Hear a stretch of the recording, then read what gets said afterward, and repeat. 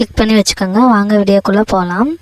நீங்கள் கன்சீவாக இருக்கும் போகும்போது உங்களோட 9வது மாதம் இல்லைன்னா 10வது மாதம் தொடங்கிய உடனே உங்களோட உடலில் என்னென்ன மாற்றங்கள் ஏற்படுது அப்படின்றத உன்னிப்பாக கவனிக்கணும். பல நுணுக்கமான விஷயங்கள் கூட உங்கள் பிரசவ கால அறிகுறியாக கூட தோன்றலாம். எல்லாருக்குமே நார்மல் டெலிவரி ஆகணுன்னு தான் ஆசை. ஆனால் நார்மல் டெலிவரி உங்கள் குழந்தையும் உங்களோட உடல்நிலை பொறுத்து தான் இருக்குது. சிலருக்கு 10 மாதங்கள் வரைக்கும் வலி வராமல் இருக்கும்.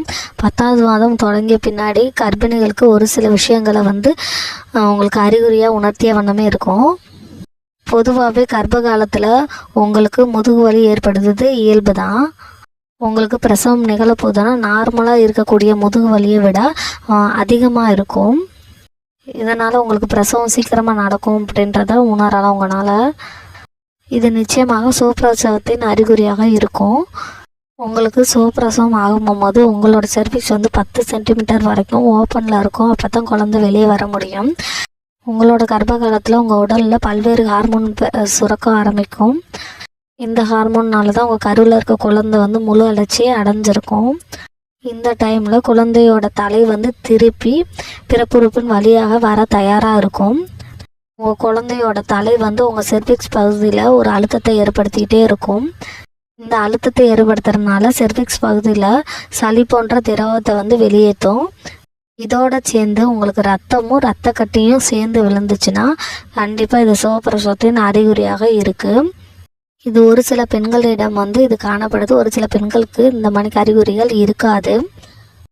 நீங்கள் கன்சீவாக இருக்கும்போது உங்கள் பெல்வி பகுதியில் தளர்ச்சி அடைஞ்சு உங்கள் வயிறு நல்லா இறங்கியிருக்கும். இந்த மணிக்கு இறங்கி இருந்துச்சுன்னா கண்டிப்பாக சுகப்பிரசவம் ஆகுதுன்னு அர்த்தம். பெல்வி பகுதியெல்லாம் தளர்ச்சி அடைகிறனால தான் அங்கே இருக்க எலும்புகள் விரிவடைந்து குழந்தை ஈஸியாக வெளியே வர்றதுக்கு ஹெல்ப்ஃபுல்லாக இருக்கும். கன்சீவாக இருக்கும்போது ரொம்ப டயர்டாகவும் சோர்வாகவும் இருப்போம். ஆனால் சுகப்பிரசவத்துக்கு நிகழப்போகுதுன்னா அது பக்கத்து வரும்போது உங்களுக்கு ரொம்ப எனர்ஜியாகவும் தெம்பாகவும் இருப்பீங்க. ஏன்னா பிரசவம் தாங்கக்கூடிய சக்தி இயற்கையாகவே உடலில் உற்பத்தி ஆகிட்டுருக்கும். கர்ப்ப காலத்தில் குழந்தையோட தலை பெல்வி பகுதியில் அழுத்தத்தை கொடுக்கறதுனால உங்களுக்கு அடிக்கடி சிறுநீர் கழிக்க வேண்டிய உணர்வு ஏற்படும். இதுவுமே சுகப்பிரசவத்துக்கு சாத்தியம் அதிகமாக இருக்குது. உங்களுக்கு பிரசவ காலம் நெருங்கும் போது உங்கள் பிறப்புறுப்பில் ஒருவித வலி ஏற்படலாம். இந்த வலி எல்லா பெண்களுக்கும்